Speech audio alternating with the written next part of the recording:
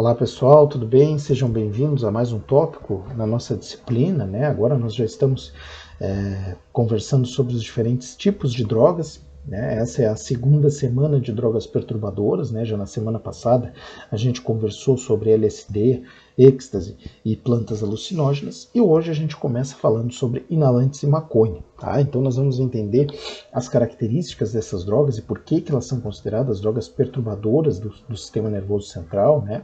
Os inalantes, eles compartilham de muitas características com as outras drogas do grupo, com as outras drogas perturbadoras que nós já observamos ao longo das aulas, tá? E a maconha, ela tem algumas peculiaridades, né? Algumas particularidades com o sistema canabinoide que são importantes da gente observar, tá?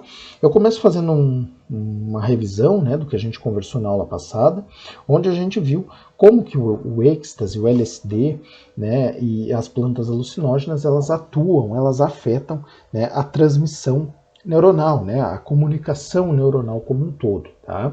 A gente viu que o principal mecanismo, a principal via que essas drogas interagem e acabam bagunçando é a via serotoninérgica, né? Em grande parte ao receptor 5-HT2A, o receptor serotoninérgico 5-HT2A. Tá? Isso foi o que nós vimos sobre as drogas da semana passada, né? Então o LSD, o êxtase, as plantas alucinógenas, elas utilizam, né, elas interagem com esses receptores, principalmente para acabar gerando os seus mecanismos alucinógenos, né, as perturbações que os indivíduos que consomem essas substâncias sentem. Tá? Hoje a gente vai continuar em drogas perturbadoras, mas nós vamos ver que tanto inalantes quanto maconha, eles têm um mecanismo um pouco diferente. Tá? A maconha, os inalantes, eles têm mais características em comum com o êxtase e o LSD, tá? Mas a maconha é um mecanismo totalmente diferente de todas as drogas que a gente conversou até aqui, tá? Então um mecanismo bem particular, tá bem? Aqui só, né, o nosso quadro que a gente conversou, né? Então a gente já conversamos, já falamos sobre as drogas depressoras, sobre os principais tipos de drogas depressoras. Estamos concluindo hoje as perturbadoras, né? Então as diferentes drogas que perturbam a atividade cerebral. E na semana que vem a gente dá início às drogas estimulantes, tá? Com isso, nós vamos fechar ao longo dessas 6 semanas os principais tipos de drogas, né? Os 3 tipos de drogas, na verdade, os 3 tipos de atividade cerebral que as drogas causam, né? Os 3 tipos de atividade no sistema nervoso central, né? Abordando alguns tipos de drogas, né? Como a gente conversou lá no começo da disciplina, é muito difícil a gente entender e explicar e, né, conversar sobre todos os tipos de drogas, porque está sempre surgindo drogas novas, né? Então a gente foca nos principais, mas elas compartilham, né, dos mesmos princípios, com algumas particularidades cada uma, tá? Bom, eu deixei ainda esse slide, né, que a gente conversou sobre os neurotransmissores, né, que controlam as nossas emoções. Então vocês viram que ao longo da disciplina alguns a gente já falou e outros a gente vai falar, né, nas próximas semanas, tá? Então sempre eu vou deixar sempre esses slides nas nossas aulas para que vocês possam relembrar, né, os conceitos principais sobre o que a gente vai falar ao longo da aula, tá bem? Bom, então a gente começa falando sobre os inalantes, tá? Os inalantes, a gente alterou a ordem, né? Não ficou maconha e inalantes, e sim inalantes e maconha, porque os inalantes têm muitas características, né, em comum com outros tipos de drogas que a gente já viu e também com as drogas que a gente falou na semana passada, tá? Quando nós começarmos a maconha, vocês vão ver que ela tem uma série de particularidades, né? Ela interage com o sistema fora desses sistemas que a gente viu até agora, né? Ela interage com o sistema endocannabinoide, então é bem particular o mecanismo de ação da maconha, tá? Então por isso que a gente começa a nossa aula falando sobre as drogas inalantes, tá? Os inalantes, né, eles são solventes voláteis, tá? Então diversas substâncias que possuem solventes voláteis, né, gases propelentes, propriamente ditos, são usados como drogas inalantes, né? Então, desde, por exemplo, tubos de desodorante, né? Esses desodorantes em spray, nós temos também tintas, solventes, verniz, removedor de esmalte, uma série de compostos que possuem solventes voláteis ou gases propelentes, tá? Com isso, muitos dos inalantes, muitas das drogas utilizadas como inalantes são produtos comerciais, né? Então se encontra na prateleira do supermercado, né? Numa farmácia. Então isso dificulta muito, né, o combate, o controle, justamente porque não tem como saber se o indivíduo vai usar como uma droga ou vai usar, né, como o objetivo propriamente dito. Tá? Esses inalantes eles podem ser aspirados de forma acidental, né, não intencional ou de forma intencional. Né? Então, por exemplo, um indivíduo que trabalhe com pinturas, ele está exposto diariamente àqueles solventes voláteis, aqueles gases. Pessoas que trabalham em laboratórios também estão expostos, né? Então, eles podem inalar de forma involuntária, né? De forma acidental. No Brasil, nós temos o principal representante, né, das drogas de abuso inalantes é o lança-perfume. Tá? Nós vamos falar bastante sobre ele ao longo da aula, mas no Brasil nós temos o loló, tá? Ou cheirinho da loló, como é conhecido em alguns lugares. O cheirinho da loló, o loló, ele é uma mistura, ele é uma alternativa, né? Ele é como se fosse uma receita caseira do lança-perfume. Tá? Então ele é um derivado do lança-perfume, tá? Mas o objetivo é causar os mesmos efeitos, tá? Há muitos anos atrás era comum o consumo de cola de sapateiro, né? Então vocês, os mais antigos, devem se lembrar de ver nas ruas, às vezes, os indivíduos com a cola, né, na boca, assim, com uma lata de cola ou um saquinho plástico, e eles ficavam com aquela cola caminhando pela cidade, né? Então era muito comum inalar o cheiro, né, o vapor da cola de sapateiro. Com o passar do tempo, né, então as coisas foram mudando, né, então hoje em dia se encontraram produtos mais acessíveis, né, então os indivíduos adictos de drogas inalantes, eles podem ingerir, por exemplo, o vapor, né, eles chamam vaporizar ou baforar, né, até desodorante, né, aqueles desodorantes em spray, é comum deles utilizar, principalmente o gás propelente, né, que faz com que saia o desodorante, então eles usam aquele gás. Tem casos de indivíduos de alguns corretivos, marca-textos, que os indivíduos, né, que possuem algum solvente volátil e eles ficam cheirando, né, e as próprias drogas com substâncias, né, de laboratório mesmo, que são fabricadas para esse fim. O lança-perfume, né, então ele surge no final do século XIX, ele era fabricado pela empresa francesa Rodia, né, então ele foi uma substância legalizada por muito tempo, né, no Brasil até 1961.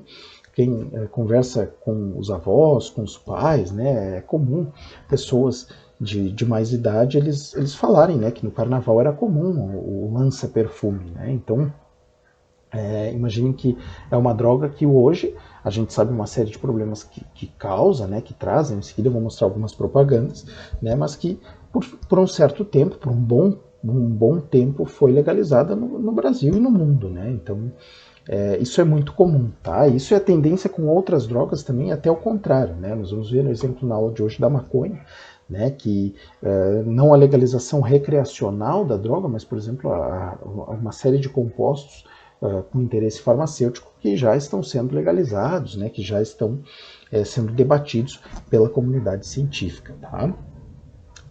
Então eram solventes com essência perfumada, né? Ele tinha um cheirinho junto do solvente, alguma essência que dava um perfume, né? Então por isso que o nome era lança-perfume.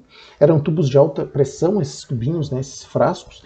Então essa empresa, a Rodia, né? Então ocorreram alguns eventos de estourar esse tubo, né? Imagine lá num salão, né? de festas, um monte de gente usando, né? E calor e tudo, então estourava esses frascos, né? Então eles lançaram inclusive uma versão que era um frasco de metal, né? Para evitar o rompimento. Imagine um solvente agitando e apertando, né? Então corria o risco deles estourar, tá? Então ele é utilizado borrifado, evaporado e inalado. Em alguns casos, né? O loló mesmo, que é a mistura caseira do lança-perfume, os indivíduos eles colocam numa peça de roupa, né? Então eles colocam uma peça de roupa, colocam a roupa, o lenço, né, o tecido na boca, e a vaporização, né, é um solvente volátil, imagina, ele volatiliza, né, a cavidade bucal e já é capaz de entrar na corrente sanguínea e chegar até o cérebro e causar os seus efeitos. Tá? E a base do lança-perfume é cloreto de etila, como eu falei para vocês no slide anterior. Aqui tem algumas propagandas, né? Então percebam, para o Carnaval de 1929, né, propagandas vendendo o lança-perfume, né? Então, como as coisas mudaram, né? Então, foi visto uma série de efeitos que essas drogas podem causar, os prejuízos que elas podem causar, e hoje elas não são mais legalizadas, né? Mas ainda existe consumo, né? É isso que eu falo, não é porque tornou-se ilegal que não há o consumo, né? As pessoas continuam consumindo. Hoje aqui no Brasil se vê, voltou muito o lança-perfume, né? Voltou de uma forma até surpreendente, mas tem muito mesmo espalhado o loló, né? Que é essa versão, essa fabricação caseira, né, do lança-perfume, que por vezes ela é mais perigosa do que o próprio lança-perfume, né?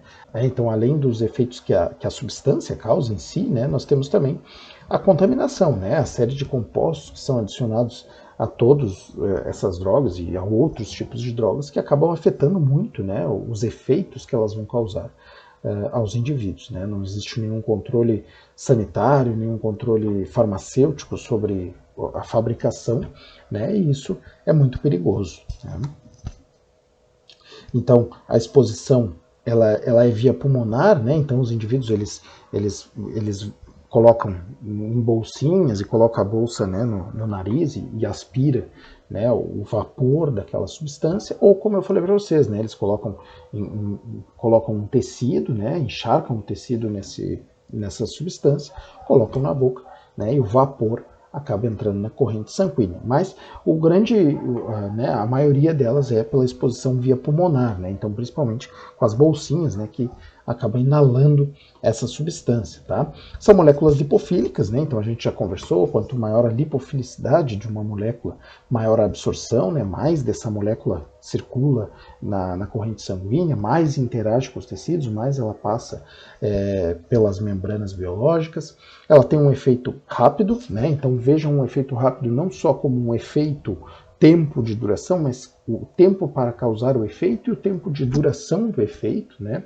Justamente por isso os indivíduos acabam dando diversas baforadas, né? Que é como eles se referem ao uso da substância, né? Então eles acabam ficando com um tubinho daquele a noite toda e passou o efeito, ele usa de novo, passou o efeito, ele usa de novo, né? Isso aí a gente já conversou nas nossas primeiras aulas de farmacocinética, farmacodinâmica, né, de dependência.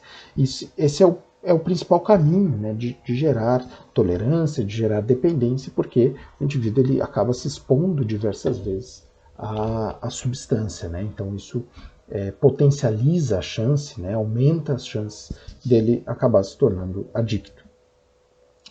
Como eu falei, né, então é uma variedade de compostos, é muito difícil se monitorar quais os compostos presentes, porque muitas coisas podem ser usadas, né? Então é muito comum quando se vê os indivíduos que estão, né, adictos já da substância, eles acabam usando, por exemplo, tinta, né? Então eles ficam com toda essa área aqui suja de tinta, queimada da tinta, né? Eles têm uma série de lesões nessa área de primeiro contato, onde eles estão expostos, né, cheirando com aquela substância, em contato direto com aquela substância. Então é bem comum, né, de encontrar essas lesões, né? Então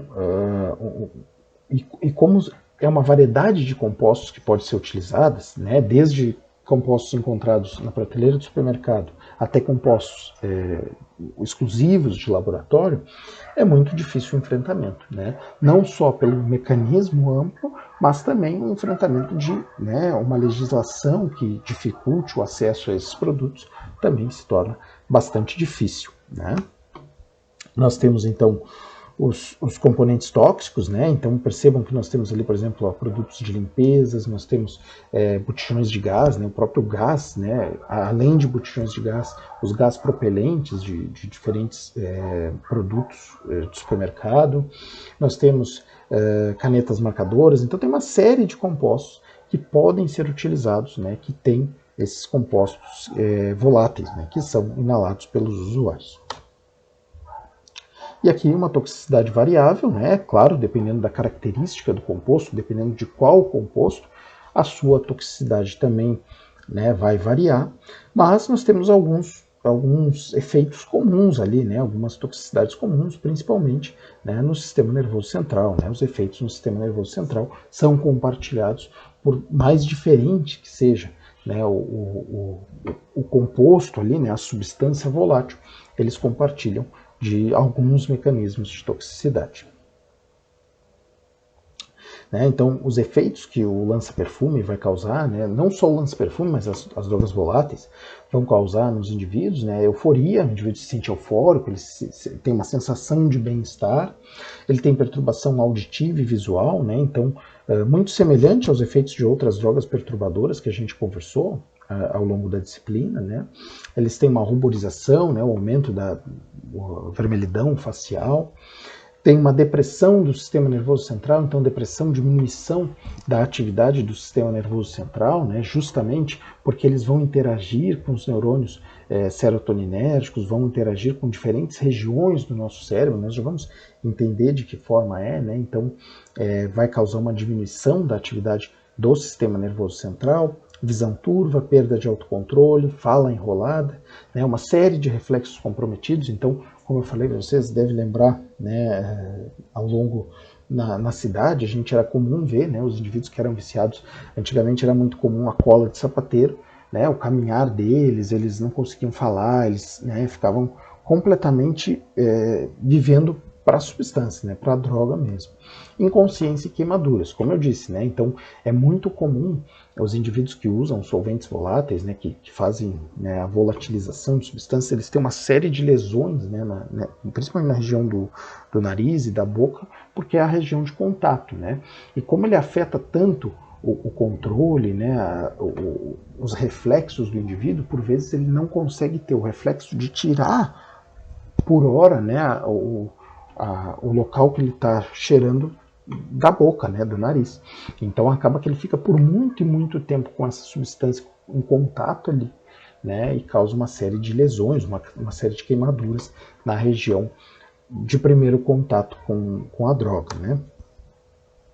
Afeta bastante, né, as trocas gasosas, né, o processo de respiração principalmente, o pulmão, o epitélio pulmonar, né, ele é para troca entre oxigênio e CO2. Né, então qualquer substância, qualquer molécula, qualquer outra substância que nós possa ter ali atrapalhando essa troca, já vai afetar o processo de respiração, né, o processo de troca gasosa.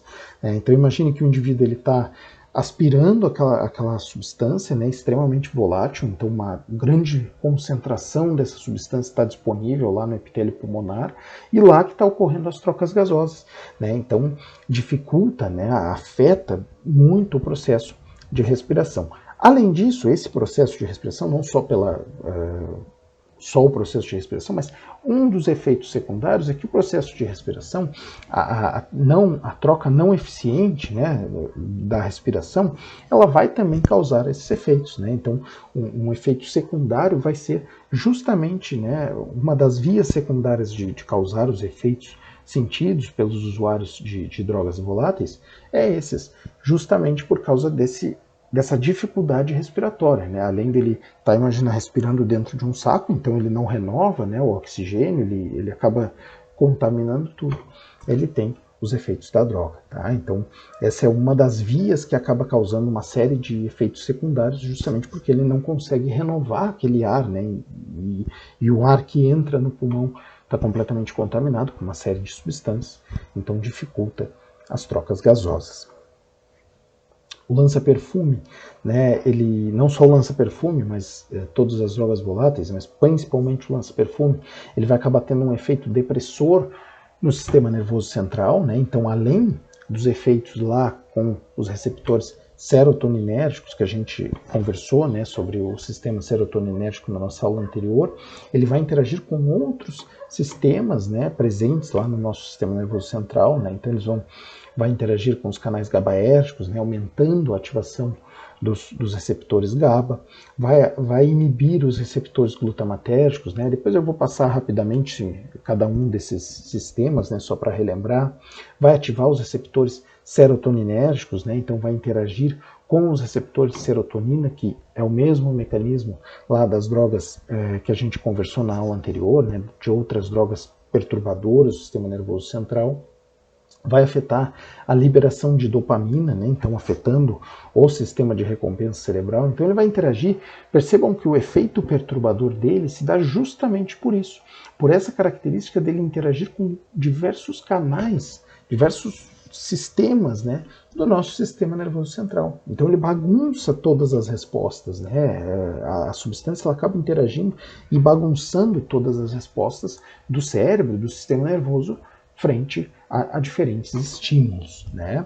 Com isso, ele é capaz de gerar dependência física e psicológica, né? Então o indivíduo ele acaba vivendo para consumir e obter mais daquela substância, né?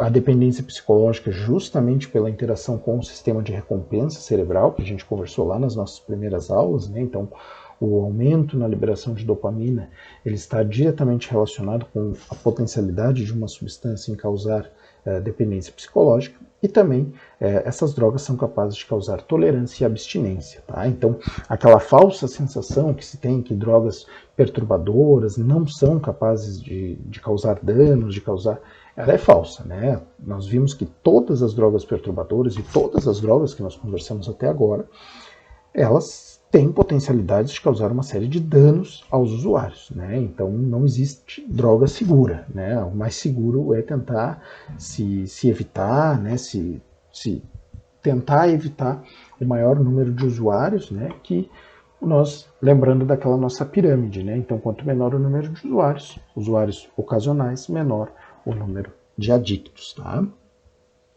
Aqui nós temos então o sistema GABAérgico, só para relembrar, né? Lembrando que ele é um sistema inibitório, né? Então ele aumenta a ativação do sistema inibitório, inibe os receptores glutamatérgicos, que é um sistema excitatório, né? Interage com os receptores de serotonina, mas prestem atenção, algo importante, ele não interage com os mesmos receptores que o êxtase e o LSD, né? Lembre-se que tanto o êxtase quanto o LSD, cada um, né, com as suas proporções, eles têm esse potencial de desenvolver efeitos alucinógenos, tá? Porque eles interagem com o receptor 5-HT2A. Já aqui que nós temos essas moléculas voláteis, né, esses solventes voláteis, eles não interagem com o 5-HT2A. O que se acredita é que essas moléculas interagem com o receptor 5-HT3. Tá? Então é com outro receptor. Por isso que com essas drogas, né, de voláteis, esses inalantes, nós não temos muito essa características de alucinação, né, de alterações na percepção, nós não temos. Né? Nós temos mais esses efeitos comportamentais, esses efeitos depressores, porque ele não interage com os mesmos receptores que as drogas que são conhecidas por serem alucinógenas. A dopamina, né, então, também interage com o sistema dopaminérgico, né, que é o principal sistema, né, que é o sistema envolvido, né, na dependência psicológica. Então, a gente observou que ele também interage com o sistema dopaminérgico. Então, tem capacidade, os inalantes têm capacidade de causar dependência psicológica em seus usuários. Tá? E aqui a gente tem as diferentes vias, né? Aqui é um resumo das nossas aulas até hoje, né? Mas nós temos, percebam, as setinhas, né? Então o terminal, a setinha indica onde que é liberado tal neurotransmissor, né? Então o glutamatérgico, onde é liberado o sistema glutamatérgico, o GABAérgico, o sistema GABAérgico, onde que ocorre a interação receptor e neurotransmissor, tá? A setinha indica onde ocorre essa liberação. Então percebam, imagine que os inalantes, eles interagem com diversas vias do nosso sistema nervoso central. Tá? Então diferentes vias interagem, as moléculas presentes nas drogas inalantes interagem com diferentes vias do nosso sistema nervoso central. Tá? Imagine, quando o indivíduo inala aquela substância, né, aquela mistura de coisas, ele vai para o pulmão, ocorre a absorção pulmonar, fica disponível uma grande concentração, uma grande mistura e quantidade de compostos na corrente sanguínea. O cérebro, né, o nosso cérebro é uma região altamente irrigada, então chega bastante sangue. É uma molécula lipofílica, então passa as membranas, chega lá no nosso cérebro e interage com diferentes regiões do cérebro. Ou seja, aonde nós temos essas setinhas, mostra onde nós temos essas vias, né, e esses sistemas. Então, nesses locais ocorre a interação. Se nós passar por lá com o sangue, né, então o sangue passa por essas regiões, carregado de moléculas que têm receptores que ela é capaz de interagir nessa região. Quando ele passa, ele interage. Então imagine que no sistema nervoso tem diversas regiões sendo estimuladas ou interagindo, inibidas, estimuladas por compostos presentes na corrente sanguínea. E justamente por isso causa os seus efeitos perturbadores, né? Então, em uma região, ela estimula, diminui, né, inibe a transmissão neuronal, em outra, ela afeta a liberação de dopamina. Então, ela interage de diferentes formas de acordo com o seu receptor, né, de acordo com a sua interação.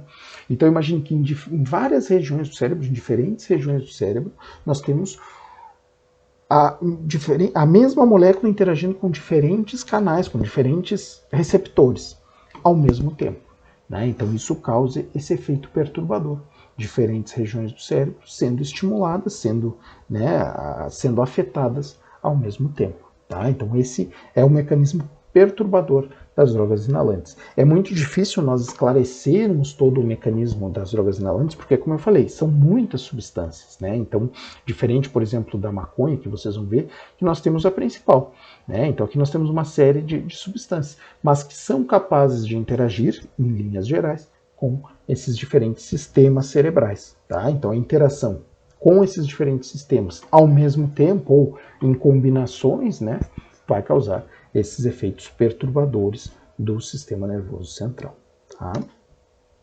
Eu sempre deixo essa figura, né? Então, para nós fazer a relação com determinada região e com qual é o controle macro, qual é o controle fisiológico daquela função, né? Então, percebam que se uma determinada região ela está sendo estimulada, aquela função vai ser estimulada. Se uma determinada região responsável por controlar uma determinada função ela é inibida, automaticamente essa função vai ser comprometida, né? Essa função macroscópica, essa função visual vai estar comprometida, tá? Então eu sempre deixo esse slide para vocês fazerem essa correlação, tá bem? E aqui eu deixo um artigo, tá? Um artigo para vocês complementarem a nossa aula, que tem uma revisão geral, que vai trazer uma série de informações sobre o uso abusivo de inalantes, tá? Ela vai esclarecer, vai trazer complemento à nossa aula sobre os diferentes tipos de drogas inalantes e sobre o uso, né? Sobre as características do uso abusivo de inalantes, tá? Bom, com isso, a gente encerra as drogas inalantes, tá? Então a gente falou sobre as características gerais, né? De que forma que elas interagem com diferentes estruturas cerebrais, né? Quais são os principais sistemas envolvidos, né, nas drogas inalantes. E agora a gente dá início à maconha, tá? A maconha é o nome popular da planta cannabis sativa, tá? A cannabis em diferentes lugares do mundo, ela tem outros nomes, né? Então a gente vai usar a maconha, que é o nome popular no Brasil. É uma das primeiras plantas a serem cultivadas no mundo, tá? Então foi uma das primeiras plantas que o homem cultivou no mundo há muito tempo, né? Então já é bastante antiga. Ela foi utilizada primeiramente na medicina chinesa, né? Então a mais antiga farmacopeia do mundo, ela já traz tratamentos, o uso medicinal da maconha. A Índia, ela é considerada um presente de Deus para o homem. Tem alguns festivais, o Festival Holi na Índia, né, que ocorre o consumo de maconha. Ela é uma droga ilícita, né, em muitos países do mundo ela é uma droga ilícita, mas é a droga mais consumida, tá? Então, das drogas ilícitas, a maconha é sem dúvida a droga mais consumida do mundo. Tá? Em alguns países ela é considerada legal, tá? Então em alguns países do mundo ela já é considerada uma droga legal. Aqui tem um mapinha só para vocês se orientar, né? Esse mapa eu acho que ele não está muito atualizado, né? Mas percebam que na maior parte do mundo ela ainda não é legal, né? Mas a gente fala aqui sobre o uso recreativo, né? Então o fumo da maconha como uso recreativo. Na maior parte do mundo ela é ilegal, mas o seu uso medicinal, né, em vários países do mundo já vem acontecendo, até mesmo no Brasil, tá? Mas a gente vai falar mais sobre o uso recreativo da droga. Bom, a maconha, né, então o extrato da maconha, ele tem mais de 400 compostos, né, então tem uma série de compostos presentes na planta. A maioria deles são canabinoides e terpenos, né? Então os canabinoides são o foco de estudos, né? O principal é o delta-9 tetraidrocannabinol, que é o THC. Vejam esse principal não como o principal, né, a maior parte dos canabinoides, mas sim o principal como o mais estudado, tá? Justamente pelos seus efeitos no sistema nervoso central. O consumo de maconha, né, a principal forma de consumo é através da inalação, através de cigarros, né, cigarros de maconha. Tem essa guerra, o canabidiol e o THC, né? Então o canabidiol ele é o principal foco da maconha medicinal, né? O uso medicinal da maconha, ela está justamente tentando desvendar, né? Entender os efeitos do canabidiol no corpo humano, tá? E o THC é o composto responsável por causar, né, os efeitos psicotrópicos, né? Os efeitos psicológicos da droga. Tá? Então tem esse balanço entre canabidiol e THC. Tá?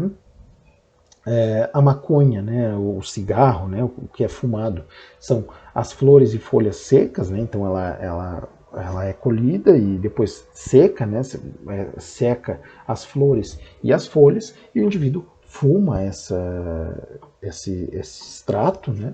E o haxixe é a resina, né? Então ele é mais potente, ele é mais concentrado, o haxixe, do que os cigarros de maconha. No Brasil, ele não é tão popular, né? Existem outras formas de consumo, né? Por exemplo, tem alguns doces feitos de maconha, tem, por exemplo, os brisadeiros, né? Que são os brigadeiros com maconha, né? Com THC, tem brownies, tem uma série de alimentos que são consumidos, né, com o princípio ativo da maconha, mas a principal forma ainda é através dos cigarros. Né?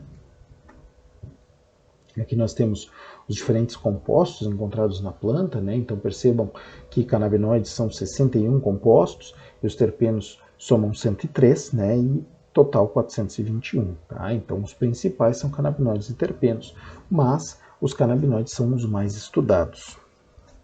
Os efeitos eles não mudam muito, né, dos efeitos de outras drogas perturbadoras, né? Então o indivíduo se sente bem, sente euforia, sensação de bem-estar. Ele tem risos, né? Então ele não consegue parar de rir, então coisa simples ele não consegue controlar, né, o riso. Ele tem uma instabilidade, né? Ele fica muito instável. Despersonalização é muito característico, né? Então o indivíduo ele tem uma série de alterações de comportamento, despersonalização, tem uma incrível sensação de bem-estar, né? Uma sensação de relaxamento, inclusive com a fala, com o caminhar, né? Com diversas características. Os sentidos ficam aguçados, né? Acredita-se que esse seja um dos mecanismos da maconha fazer, né, com que os indivíduos, com que os usuários faça uma ingestão maior de comida depois de ter fumado maconha, né? Então acredita-se que esse seja um dos caminhos que ela leva o indivíduo a comer mais. Afeta a coordenação motora, né? Então trabalhos manuais, o indivíduo tem uma certa dificuldade, né? O próprio andar ele fica afetado, capaz de causar sonolência, capaz de causar dependência física e psicológica, e também desenvolver tolerância e abstinência. Tá? Então, se tem também a maconha como uma droga segura, como uma droga simples, mas, na verdade, ela tem uma série de efeitos secundários, né, que são perigosos, que são danosos ao sistema nervoso central. O THC, né, que é o principal componente da maconha, né, é o princípio ativo, digamos assim, que causa os efeitos no sistema nervoso central. Ele é uma molécula lipossolúvel, né? Então, ou seja, facilmente ela passa as barreiras, as membranas biológicas, né? Pode ser armazenado no tecido adiposo, então a gente já falou que algumas drogas elas têm essa característica, né? Uma vez, quando elas são muito lipossolúveis e elas estão na corrente sanguínea, o indivíduo ele tem um tecido adiposo maior, né? Uma maior massa adiposa, pode acontecer dessas moléculas serem armazenadas nesse tecido e depois de alguns anos, de algum tempo que ele tenha, né, que ele diminua essa carga adiposa, esse composto ele seja liberado novamente à corrente sanguínea. O THC é um dos exemplos que pode acontecer isso. Tá? O THC é o responsável pelos efeitos psicológicos, né? Então é ele que é visto como centro de causar os efeitos psicológicos da maconha. O nível de THC ele define a qualidade da droga, né? Então os usuários, os traficantes, eles fazem uma série de preparações, uma série de alterações na planta para tentar aumentar o teor de THC da maconha, né? Então, eles quando vendem a substância, eles vendem com quanto maior o nível de THC, melhor é a qualidade daquela droga, justamente porque ela vai causar mais os efeitos psicotrópicos, tá? Então, o nível de THC vai definir a qualidade da droga, né? A qualidade entre aspas. E o THC vai ser o responsável por uma série de alterações fisiológicas e comportamentais, tá? Então, por exemplo, a frequência cardíaca, a alteração da frequência cardíaca, a pressão arterial, a boca e a garganta seca, o aumento do apetite, todos eles vão ser mediados pelo THC, porque ele é o princípio ativo da maconha, ele que é o responsável, princípio ativo, né, no uso recreacional, é ele o responsável por causar esses efeitos, tá bem?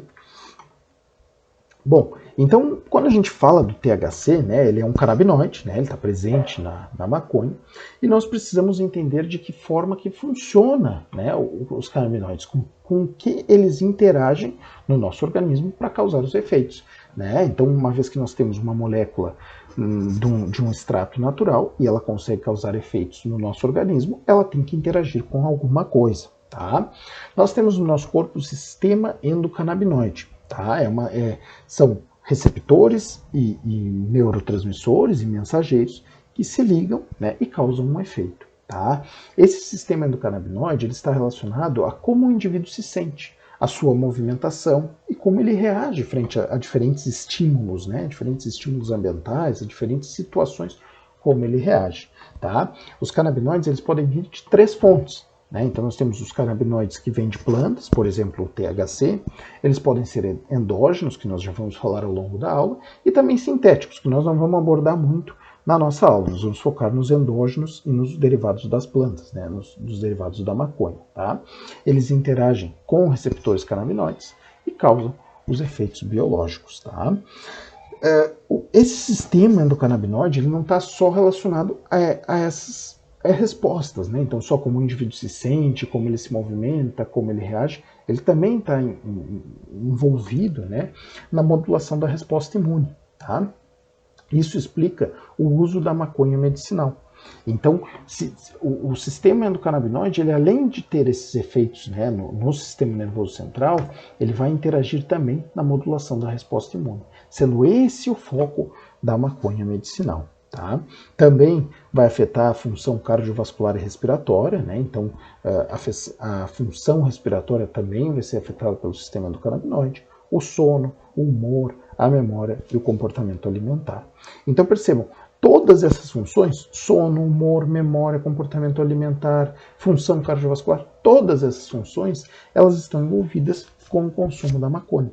Tá? Os efeitos da maconha, eles bagunçam essas funções. Tá? Então percebam a interação que os canabinoides presentes na planta fazem, né? A interação desses canabinoides com os receptores causam. Tá? Então a gente já começa a ter, né, um mapa do que acontece. Tá bem? Como moléculas endógenas, então, nós temos 2 compostos, tá? 2 principais compostos, a anandanida e o A2G, 2-araquidonilglicerol, tá? Que são moléculas capazes de interagir com receptores canabinoides. Tá? Então, seriam essas 2 moléculas são os endocannabinoides, que vão interagir com esses receptores. Mas também nós temos as moléculas exógenas, né? No caso, os derivados da maconha são um exemplo, né? Que nós temos o THC e o canabidiol, que são os mais estudados na interação com esses receptores. Tá? O THC ele tem mais afinidade pelo receptor CB1, tá? E por isso acredita-se que esse receptor, essa interação, seja a chave dos efeitos psicotrópicos, a interação do THC com o receptor CB1. Tá? Notem que ele está mais expresso no cérebro, né? Então, no sistema nervoso, né? Então a presença desses receptores CB1, e acredita-se que esse seja a chave para entender os mecanismos psicotrópicos, a interação do THC com o CB1. Tá? Já o canabidiol e o canabinol, eles interagem mais com os receptores do tipo CB2, tá? Que eles estão em outras regiões, por exemplo, no sistema imunológico e no trato gastrointestinal. tá? Então a presença dos receptores CB1 e CB2 eles estão em locais diferentes. Alguns em locais concomitantes, mas a maioria, né, a mais densamente em locais diferentes, tá? Então isso explica a interação de um e de outro, tá? Então o THC ele acaba tendo mais afinidade com o receptor CB1 que até mesmo os ligantes endógenos, tá? Então isso faz com que o THC cause os seus efeitos quando fumado, tá? Então, como eu falei, né, o CB1 tem uma maior expressão no sistema nervoso central, tá? O THC ele possui mais afinidade a esse receptor CB1 do que o próprio ligante endógeno, tá? Então a molécula da maconha, né, o extrato da maconha, o princípio ativo, ele tem mais afinidade ao receptor do que propriamente o ligante endógeno, tá? Então imagine, quando o indivíduo ele fuma um cigarro de maconha, tá? Então ele fuma, ele tem aquela fumaça, né, que chega lá no pulmão, onde ocorrem as trocas gasosas, lá ele é uma substância altamente lipossolúvel, né? Então ele passa pelos alvéolos, vai para a corrente sanguínea e chega uma grande quantidade lá no cérebro, lá no sistema nervoso central. Imagine, aonde tiver esses receptores CB1, né, onde tiver os receptores canabinoides, o THC que está na corrente sanguínea vai se ligar e vai interagir. Se ele tem mais afinidade a esses receptores que o próprio ligante endógeno, ele vai se ligar mais facilmente a esse receptor que o próprio ligante endógeno e, consequentemente, causar os seus efeitos, tá? Então, essa é a característica de efeito do THC, tá? Os receptores, tanto CB1 quanto CB2, né, eles compartilham que são receptores acoplados à proteína G, tá? Então eles são receptores metabotrópicos, eles têm uma cascata de segundo mensageiros que vai causar os efeitos, tá?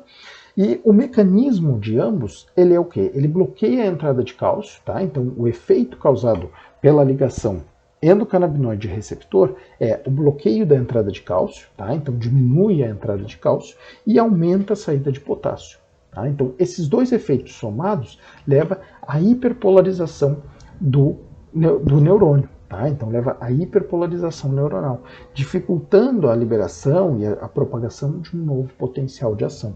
Tá? Então, esse efeito, né, essa ligação ligante-receptor, causa a hiperpolarização neuronal. Tá? Nós já vamos entender de que forma é esse mecanismo. Tá? E os endocannabinoides, eles são neuromoduladores. O que acontece? Agora nós já vamos ver um exemplo. Então, o endocannabinoide ele vai regular a comunicação neuronal. Ele vai, quando ele tem estímulos que vão fazer com que sejam liberados endocannabinoides, que vão diminuir a comunicação neuronal, explicando os efeitos da maconha. Tá? Brevemente, relembrando sinapses para vocês, tá? Então, nós temos um terminal neuronal, né, aqui na primeira foto, onde ocorre a fusão das vesículas contendo neurotransmissor. Então, aconteceu um estímulo, esse estímulo faz, né, com que as vesículas percorram o corpo do neurônio e se fundam a fenda ali ao terminal neuronal. Tá? Essa fusão das vesículas libera neurotransmissor na fenda sináptica, que vai interagir com os receptores que está na membrana pós-sináptica. Tá? Na fenda sináptica estão os neurotransmissores, na membrana pós-sináptica nós temos os receptores. Essa interação neurotransmissor-receptor, ela vai alterar a conformação e pode, por exemplo, abrir um canal, fechar um canal, causar uma alteração de conformação e uma cascata de segundo mensageiros, enfim, vai depender de qual sistema, né? Então, por exemplo, o sistema GABAérgico, né, vai potencializar a entrada de cloreto, né? Enfim, cada sistema vai ter o seu mecanismo, tá? O que acontece no sistema, né, no sistema canabinoide é um pouquinho diferente. Aqui a gente tem um esqueminha que resume, né, de que forma que acontece essa interação dos receptores endocannabinoides e os ligantes. Tá? Então a gente tem um estímulo no neurônio pré-sináptico que faz com que ocorra a liberação de neurotransmissores na fenda sináptica. Tá?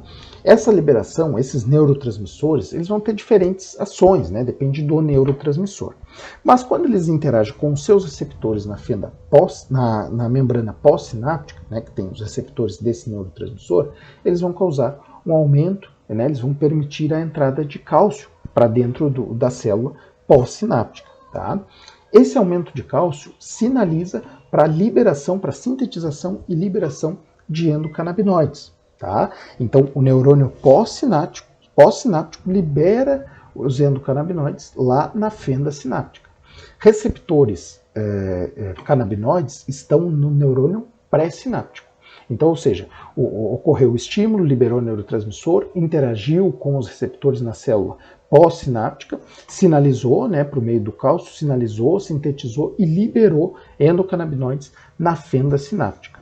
Esses canabinoides presentes na fenda sináptica vão interagir com os receptores que estão na membrana do neurônio pré-sináptico. Essa interação vai causar uma diminuição da entrada de cálcio, né? Então vai bloquear a entrada de cálcio e, consequentemente, vai diminuir, vai bloquear a liberação de neurotransmissor pelo neurônio pré-sináptico.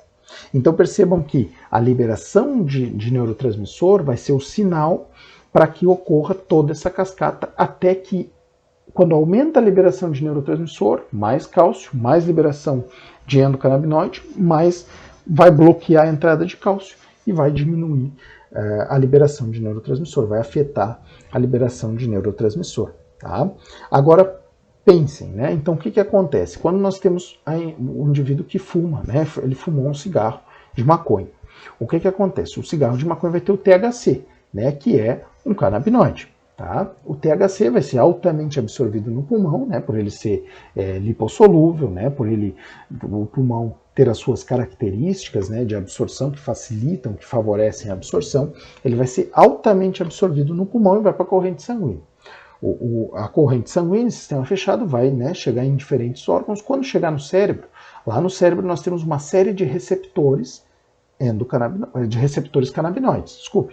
canabinoides, tá?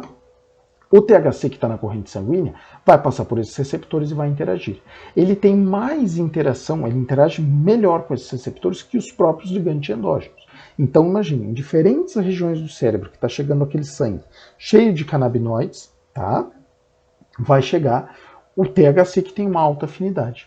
Então diferentes regiões do cérebro, ou seja, as regiões do cérebro que tiverem esses receptores, vão estar inundadas por esses mensageiros, né, por esses ligantes. Então, com isso vai acontecer a estimulação, né, a interação entre ligante e receptor em diferentes regiões do cérebro ao mesmo tempo.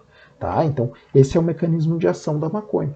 Então, o indivíduo ele fuma, né, o THC vai para a corrente sanguínea, chega no cérebro, o cérebro altamente irrigado, diferentes regiões do cérebro têm, né, esses receptores. Quando interage, diminui a comunicação neuronal. Então, eles afetam a comunicação neuronal. Né? Esses receptores canabinoides, eles estão em diferentes neurônios GABAérgicos, neurônios serotoninérgicos, diferentes tipos de neurônios. Ou seja, eles controlam a liberação de diferentes tipos de neurotransmissores. Um exemplo bem simples que acontece é com a dopamina. Né? Então, a capacidade da maconha de causar dependência psicológica acontece com a dopamina. Ele não afeta diretamente a liberação de dopamina. O que acontece? A gente já conversou, né, que a dopamina no nosso cérebro ela é liberada em pulsos, né? Ou seja, a gente assiste TV, fica feliz, libera dopamina, a gente vê um jogo de futebol, fica feliz, libera dopamina, os nossos hobbies, né? E eles fazem com que ocorra uma liberação momentânea de dopamina, né? De acordo com quão prazerosa é aquela atividade. Essa dopamina, geralmente, essa liberação, ela está freada pelos receptores, pelos neurônios GABAérgicos, que controlam a liberação de dopamina.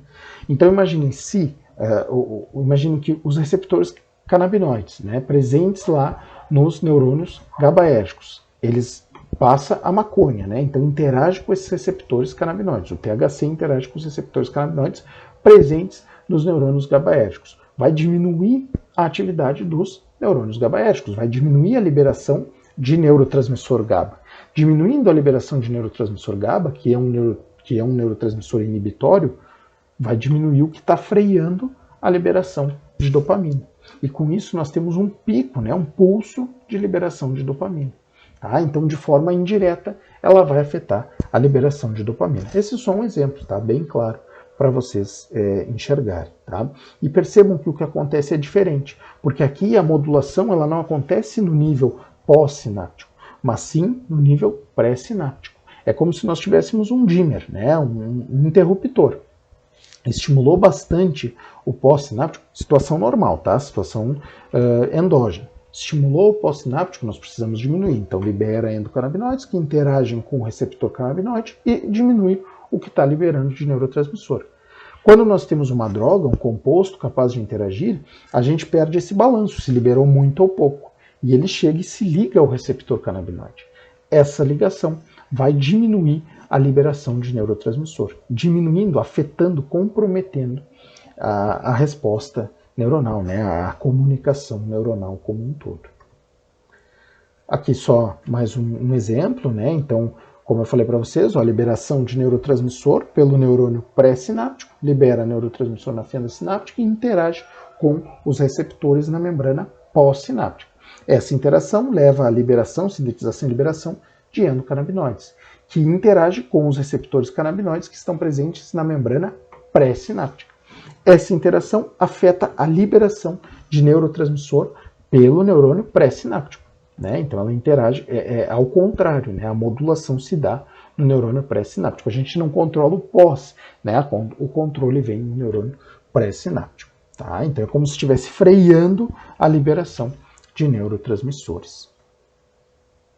Mais um esqueminha, então, para vocês observarem, né? Imagine que aqui nós temos uma célula, o terminal de uma célula pré-sináptico, tá? Então, é onde ocorre a liberação do neurotransmissor, e aí nós temos um agonista, né? Então pode ser o THC, ou pode ser, por exemplo, algum endocannabinoide que se liga ao receptor canabinoide, causa uma série de reações, né? Que vai culminar com o bloqueio da entrada de cálcio, o aumento, né, da saída de potássio hiperpolarizando a célula, né? Então deixando a célula mais hiperpolarizada, dificultando a transmissão neuronal, né? A comunicação neuronal, justamente porque diminui a liberação de neurotransmissores. Tá? Então imaginem que quando o THC ele se liga ali, ele potencializa esse efeito. Então ele dificulta ainda mais, né, a liberação de neurotransmissores. Agora imaginem isso a nível cerebral, a nível do sistema nervoso central, em diferentes regiões responsáveis por diferentes controles, causando esse efeito. Tá? Aqui tem um quadro mostrando exatamente isso. Tá? Então imagine que o sistema nervoso central, né, chegando THC em diferentes regiões, né, onde aí mostra as regiões que nós temos receptores canabinoides. Imagine essas diferentes regiões com o THC. Né? Então vai afetar, por exemplo, aqui nós temos o hipocampo. Né? Então o hipocampo ele está envolvido, né, no processo de memória, aprendizado. Tá? Então imagine que o indivíduo ele fumou maconha e ele foi por que ele tem, né, a amnésia? Por que ele não consegue se lembrar das coisas? Justamente porque a comunicação neuronal está afetada. Então ele não consegue criar memórias. Né? Se nós temos receptores canabinoides lá no hipocampo, e nós temos o THC passando pelo hipocampo e interagindo com os receptores, afeta a comunicação neuronal. A mesma coisa que vai acontecer no hipotálamo, né, que é outra via, né, que acredita-se estar envolvida na fome, né, na larica, como os usuários se referem. Né, justamente porque quando numa situação normal a gente está comendo, né, então a gente come e quando a gente está saciado, né, chega a mensagem para o nosso hipotálamo dizendo, ó, estamos cheios. Agora imagine se essa comunicação ela está afetada. A gente não vai saber quando está cheio, quando realmente a gente não precisa comer mais. Né? Então por isso que o indivíduo come, e ele parece estar sempre com fome, porque essa comunicação de que ele está saciado, ela fica perturbada. Né? Além daquela alteração da percepção de sentidos, né, que fica mais aguçada, e a comida aparentemente para ele tem um sabor melhor. Tá? Mas esse é um outro caminho. E os outros sentidos, né, todos os outros efeitos que a gente conversou ao longo da aula, vocês conseguem ver aqui, justamente por esse mecanismo, justamente porque a comunicação neuronal nessa região do cérebro responsável por controlar tal função está afetada. Com isso, diminui a comunicação neuronal e faz os efeitos da maconha. Tá? Ela acaba diminuindo a atividade cerebral, mas ela acaba perturbando a atividade cerebral porque ela causa esses efeitos em diferentes regiões do cérebro ao mesmo tempo. Né? Então ela bagunça toda a função cerebral, fazendo com que o indivíduo sinta aqueles sintomas. Dependendo da referência que vocês estiverem lendo, né, talvez vocês vão encontrar a maconha como uma droga depressora do sistema nervoso central. Tá? Então, como eu falo, tem uma certa confusão, né? Justamente porque os efeitos são confusos. Né? Ela diminui a atividade cerebral, mas isso acontece em várias regiões do cérebro ao mesmo tempo. Né? Então, tem essa discussão, né, de ser depressor ou não. Mas o importante é entender de que forma que esses efeitos são causados. Tá bem? Aqui nós temos uma outra figura também, só mostrando, né, cada região, então regiões que nós temos receptores canabinoides, né, então cada região, o que é controlado em cada região, né, então a gente consegue entender por que, né, por exemplo, ali o cerebelo, né, o centro da coordenação motora e do equilíbrio, então imagine se a comunicação neuronal dessa região está afetada, né, ela está comprometida, obviamente o indivíduo vai ter dificuldades na coordenação, no equilíbrio, né? Então, como eu falei na aula anterior, tentem sempre ver os efeitos macroscópicos, tá? Vejam os efeitos macroscópicos e depois olhem para o que acontece no nível microscópico, tá? Então, sempre tentem fazer essa associação. Bom, se ele está com o andar, né, o jeito de falar afetado, qual é a região responsável por esse controle? Bom, é essa região. Tá, então de que forma que interage? Vai ser muito mais fácil de vocês compreenderem os efeitos de diferentes tipos de drogas. Tá? Então depois vocês podem ler com bastante calma cada um desses efeitos, cada uma dessas regiões. Tá bem?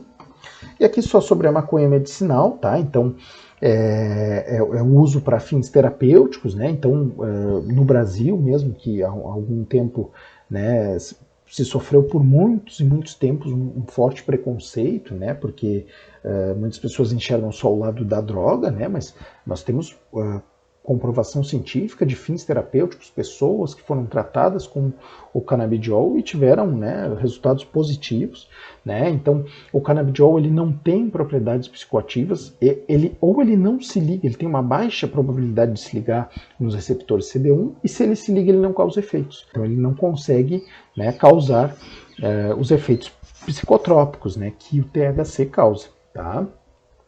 Ele é usado, por exemplo, no tratamento da epilepsia. Tem o caso de uma menina, né, que ela tinha diversas crises convulsivas, aqui no Brasil isso.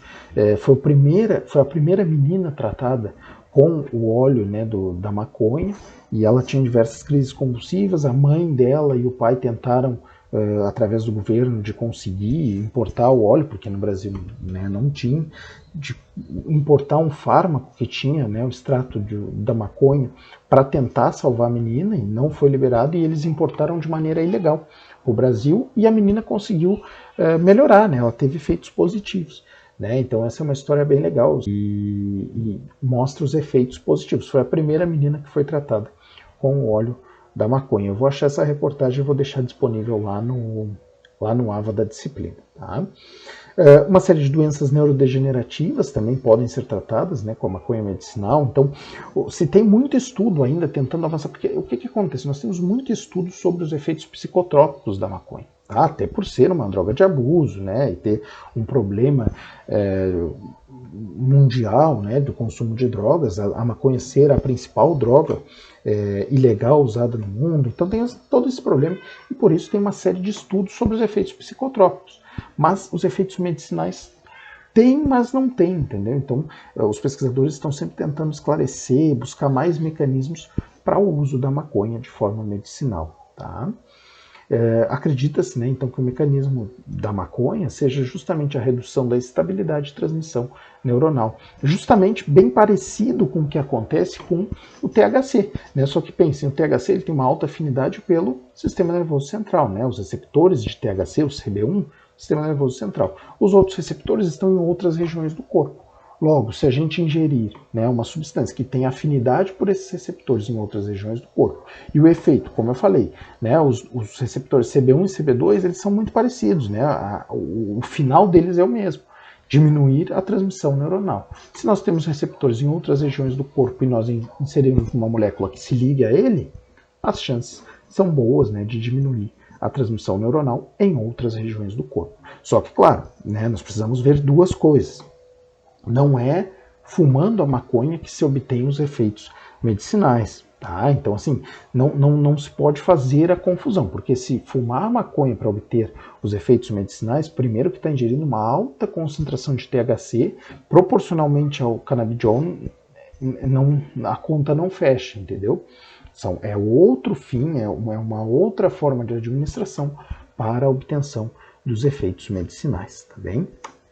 E aqui tem, então, as diferentes ações farmacológicas, né, dos canabinoides não psicotrópicos, tá? Então percebam a série de efeitos que os canabinoides podem ter, né, no nosso organismo como um todo, né, e efeitos não psicotrópicos, né, tratando uma série de doenças, de funções, né, uma série de controles que podem ser feitos através da administração de canabinoides, tá? Eu vou deixar também duas revisões para vocês, tá? Duas leituras complementares à nossa aula, tá? Justamente sobre os aspectos terapêuticos, tá? Então, como o foco da disciplina é as drogas de abuso, né, é a dependência química, não cabe muito, até pela nossa questão de tempo, a gente abordar muito, né, o uso terapêutico da droga. Mas eu vou deixar como sugestão, como complemento à nossa aula, essas duas revisões, são duas revisões curtas, rápidas, que vocês podem ler, para complementar, que vão dar essa visão justamente do lado terapêutico da maconha, né, da aplicação terapêutica da cannabis, né, de que forma que pode se usar. Essa primeira dos compostos da planta, então uma série de compostos, tá? E a segunda focada no canabidiol, que é visto como o principal, né, a principal molécula terapêutica presente na maconha, tá? Bom, com isso, a gente encerra a nossa sessão sobre drogas perturbadoras, né? Então a gente já encerrou drogas depressoras e hoje a gente está encerrando as drogas perturbadoras, tá? Nós percebemos o quê? Que essas drogas perturbadoras, elas realmente perturbam toda a comunicação neuronal, né? Elas vão afetar como o cérebro, como os neurônios comunicam-se entre si, como eles passam a mensagem adiante, né? Então vão afetar o mecanismo de comunicação neuronal. Tá? Nós temos, então, interação com diferentes sistemas, né? Nós temos interação com serotonina, com o sistema glutamatérgico, com os receptores canabinoides, nós temos com o sistema GABAérgico, uma série, com praticamente todos os sistemas que a gente viu até aqui, né? Pelo menos alguma delas afeta. Tá? Então, pelo menos uma dessas drogas que a gente viu como as drogas perturbadoras vão afetar. Tá? E as características dos canabinoides. Tá? Prestem bem atenção nas características dos canabinoides, porque é essa diferença, né? Essa característica um pouco peculiar da maconha, né? que essa regulação não é no neurônio pós-sináptico, mas sim no neurônio pré-sináptico, né? Então percebam que é um mecanismo um pouco particular, tá? Falamos também dos efeitos alucinógenos, né? Então percebam aquela diferença, principalmente o êxtase e o LSD junto, né? Quando comparado a outros tipos de drogas perturbadoras que não causam os efeitos alucinógenos, né? E principalmente que essas drogas têm a características de serem psicomimetizadores. O que quer dizer isso? Eles mimetizam moléculas endógenas. Né? Ou seja, eles, por exemplo, nós temos aqui o THC que se liga num receptor endógeno, né? Então ele mimetiza um endocannabinoide, né? Nós temos lá no LSD, no êxtase, né, moléculas que vão interagir com os receptores serotoninérgicos, mimetizando, né, a molécula de serotonina.